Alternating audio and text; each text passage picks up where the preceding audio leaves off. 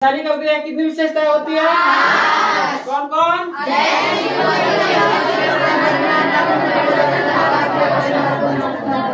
याद है सब? रासायनिक अभिक्रिया होगी तो कितनी विशेषताएं उसमें पाई जाएगी? ठीक है, पांचों विशेषताएं पाई जाएगी। ये कल ये पढ़ लिए थे, रासायनिक अभिक्रिया में गैस की उत्पत्ति होती है, इसे उदाहरण देकर समझाए। गैस की उत्पत्ति कैसे होती है देख लिए। अब ये भी देख लिए रासायनिक अभिक्रिया में अवक्षेप का बनना, इस बात को मतलब क्या करना है, उदाहरण देकर समझाना। ये भी पढ़ लिया है, ठीक है। अब हमें पढ़ना है मेरेडिंग, कौन सा? रासायनिक अभिक्रिया में रंग में परिवर्तन होता है, इसे उदाहरण देकर समझाना, ठीक है। रासायनिक अभिक्रिया में क्या परिवर्तन होता है जी? रंग में परिवर्तन होता है, इसे क्या करना है, उदाहरण देकर समझाना है, ठीक है। तो कोई भी रासायनिक अभिक्रिया होती है, रासायनिक अभिक्रिया तो उसमें रंग में परिवर्तन होती है, ठीक है। अब देखिए दूध से जब दही बनता है तो दूध का रंग और दही का रंग अलग होता है कि नहीं होता है? देखिएगा ध्यान से तो आपको दिखाई देगा का कुछ कलर चेंज है, ठीक है। तो रासायनिक अभिक्रिया हुआ है, दूध से दही के बनने का रासायनिक अभिक्रिया है, लेकिन उसमें देखिए कुछ रंग में परिवर्तन होगा। अब बताइए, देखिए पोटेशियम पर मैग्नेट के बैंगनी रंग के विलयन में, ठीक है। पोटेशियम पर मैग्नेट है, एक पास में रहेगा यहाँ, ठीक है, पर मैग्नेट, ठीक है। पोटेशियम पर मैग्नेट के बैंगनी रंग के विलयन में थोड़ा थोड़ा करके नींबू का रस निचोड़ने पर विलयन का बैंगनी रंग का हो जाएगा, धीरे धीरे गायब होने लगता है। मतलब कहने का मतलब है पोटेशियम पर मैग्नेट लेंगे, पोटेशियम का लेंगे पर मैग्नेट, ठीक है, के बैंगनी रंग के विलयन में, मतलब पोटेशियम पर मैग्नेट के बैंगनी, कौन सा रंग? बैंगनी रंग के विलयन में थोड़ा थोड़ा करके क्या करें, उसमें नींबू डालेंगे। क्या डालेंगे? नींबू। पोटेशियम जो पर मैग्नेट है उसमें उसका रंग कैसा है? बैंगनी रंग, ठीक है। कैसा रंग है उसका? बैंगनी। उसमें थोड़ा थोड़ा करके क्या डालेंगे? नींबू, ठीक है। तो नींबू का रस निचोड़ने का मतलब होगा उसमें डालेंगे, ठीक है। निचोड़ते हैं ऐसे, डालने पर क्या करेंगे? बैंगनी का रंग देखेंगे धीरे धीरे क्या हो जाएगा? गायब होने लगता है। बात समझ में आ रहा है? ऐसे भी आप समझ सकते हैं, या आप ऐसे दूध से दही का बनना भी क्या देख सकते हैं, उसमें रंग में परिवर्तन होता है, ठीक है। तो एक आप देख सकते, कहने का मतलब ये H2 प्लस O2, देखिए क्या होगा? H2 plus O2, 2H2O। अब बताइए, ये भी गैस है, ये भी गैस है, गैस का बना द्रव, ये भी गैस है ना जी। हाइड्रोजन का है गैस, ऑक्सीजन का है गैस, ये क्या हो गया? द्रव। ये क्या बन गया? द्रव। ये गैस है, ठीक है। ऑक्सीजन भी एक गैस है, हाइड्रोजन भी क्या है? गैस है कि नहीं है? ये दोनों के मिलने से क्या बना है? द्रव। तो बताइए द्रव जो पानी का सूत्र है, ठीक है, किसका सूत्र है जी? पानी।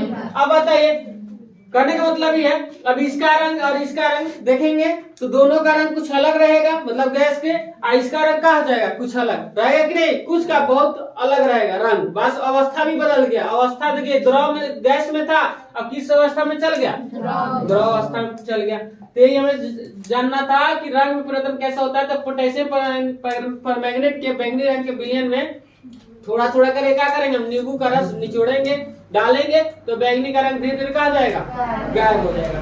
बात समझ में आ रहा है? अब आगे देखिए, इसमें देखिए रासायनिक अभिक्रिया में ताप में परिवर्तन होता है, इसे उदाहरण देकर समझाए। किसमें परिवर्तन? ताप में। रासायनिक अभिक्रिया होती है तो उसमें ताप में परिवर्तन, टेम्परेचर में परिवर्तन होता है कि नहीं होता है?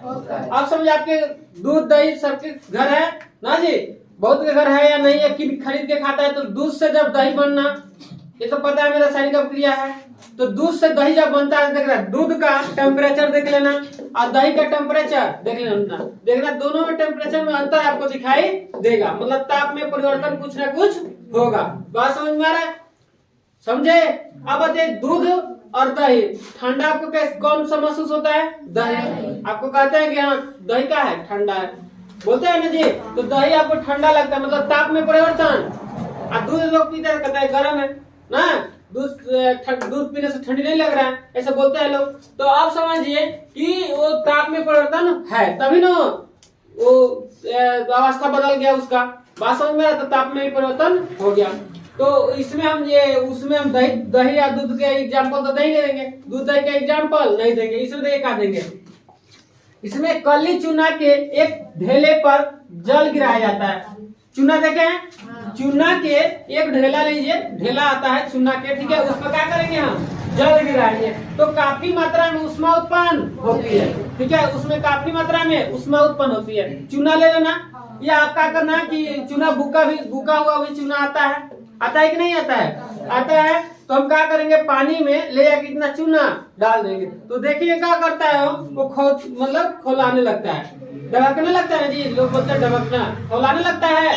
जब आप हाथ डालेंगे तो हाथ आपका जल जाएगा। बात समझ में आ रहा है? तो उसमें ताप में परिवर्तन हो गया। बात समझ में? तो वही लिखा है कि चूना के ढेले पर जल गिराया जाएगा तो उसमें काफी मात्रा में क्या निकलेगा, उसमें से ऊष्मा। समझ में आया?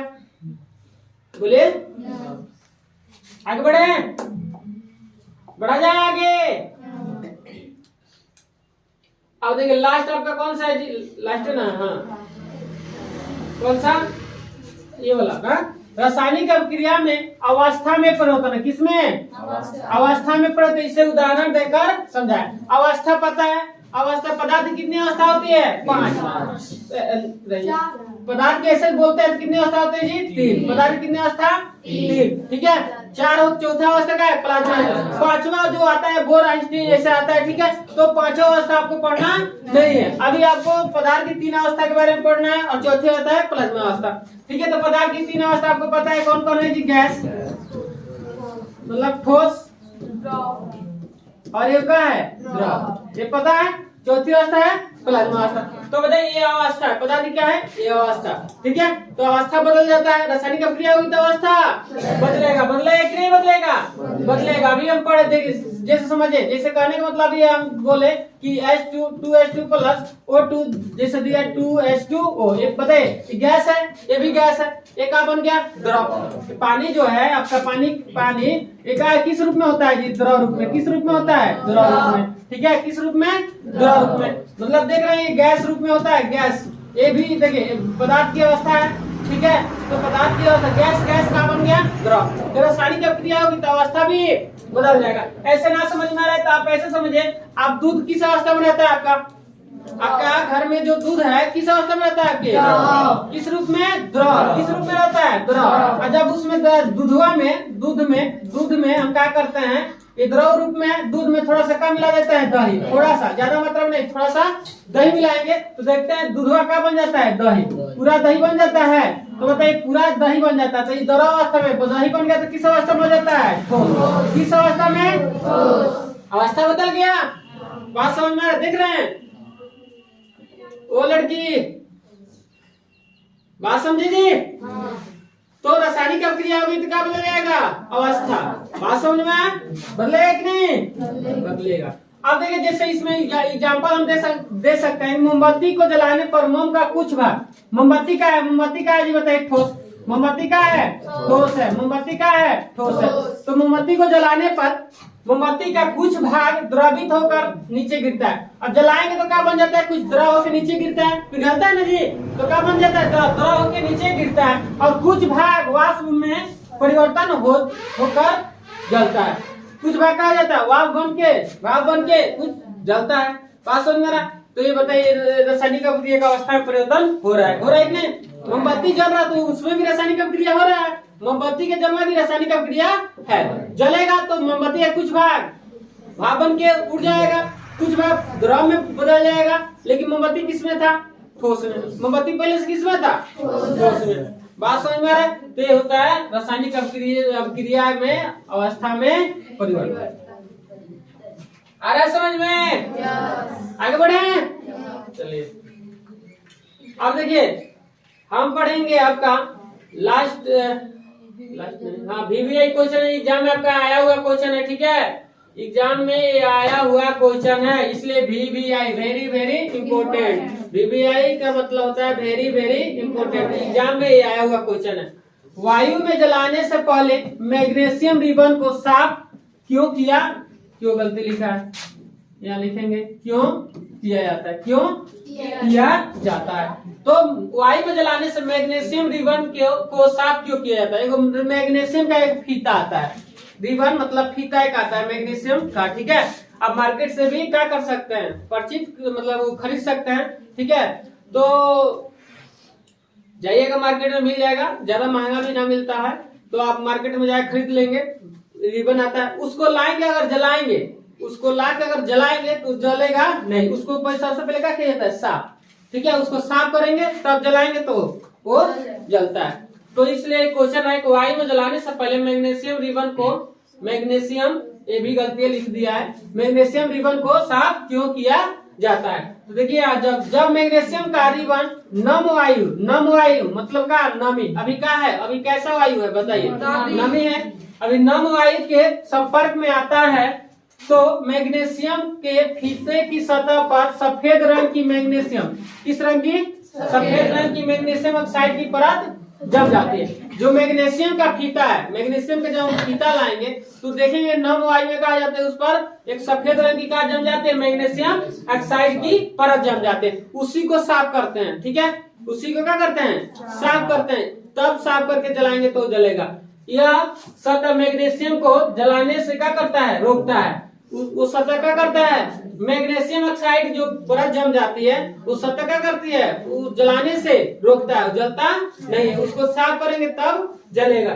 यही कारण है कि मैग्नीशियम रिबन को वायु में जलाने से पहले क्या किया जाता है, साफ किया जाता है। बात समझ में आ रहा है? तो ये आपको याद हो जाता है, आप याद रखिएगा कि मैग्नीशियम के फीतों को वायु में जलाने से पहले उसको साफ किया जाता है, क्योंकि सफेद रंग की मैग्नीशियम ऑक्साइड की परत उस पर चढ़ जाती है, इसलिए वो क्या करती है, जलाने से हमें रोकती है। ठीक है, इसलिए उसको साफ किया जाता है। बात समझ में आ रहा है?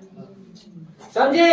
आपको बस रटने से याद नहीं होता है, बस समझ के पढ़ लेंगे, देख लेंगे तो याद हो जाएगा।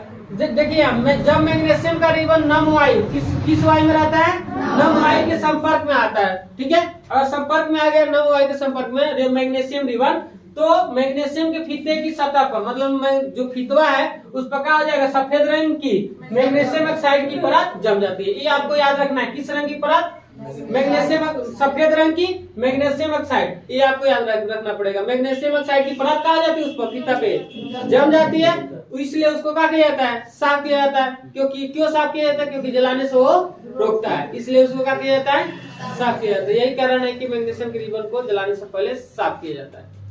बात समझ में आया? तो ये आपको याद रखना पड़ेगा, एग्जाम में बार बार आया हुआ क्वेश्चन है।